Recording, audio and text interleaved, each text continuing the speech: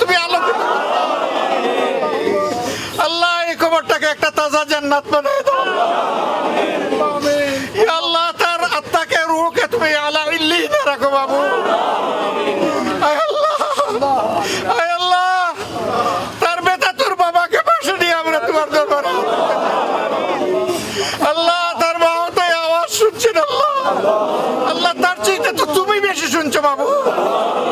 আয় আল্লাহ, তুমি আমার ডাক কবুল করো, আমাদের ডাক কবুল করো, আমাদেরকে ক্ষমা করো, আমাদের বাড়াবাড়িকে ক্ষমা করো। আয় আল্লাহ, তুমি আমাদের দেশের উপর রহম করো। আয় আল্লাহ, তোমার সাহায্যের হাত বাড়াও।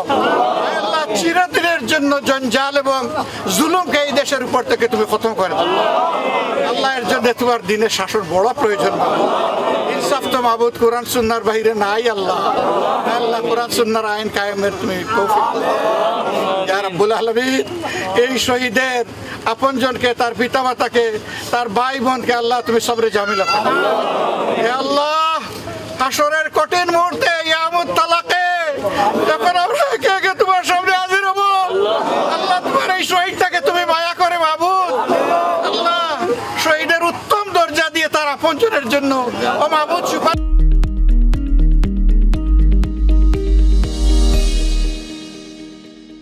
দরজা খুলে দিও আল্লাহ। এখানে আমাদের নামগুলো তুমি রেখে দিও ইয়া রাব্বুল আলামিন। এই মাটিকে তুমি ধন্য করো আল্লাহ। এই মাটিতে এইরকম আরো বীরের জন্ম দাও ইয়া রাব্বুল আলামিন। এই দেশে আরো বীরের জন্ম দাও আয় আল্লাহ। সমস্ত স্বৈরাচারের কালো হাত রুখে দেওয়ার জন্য বেশি বেশি করে ভিড় তুমি আমাদের আয় আল্লাহ। আরহামার রাহিমিন, এত ত্যাগের ফসল আল্লাহ, এত রক্ত, এত জীবন আল্লাহ, এখন যে পরিবর্তনটা এসেছে মাবুদ কোন মতলবরাবাজরা যেন এটা হাইজ্যাক করতে না পারে আল্লাহ। তুমি সঠিক মানুষদেরকে এই রাজ্য পরিচালনা আয় আল্লাহ। আরহামার রাহিমিন, আমাদেরকে ক্ষমা করো।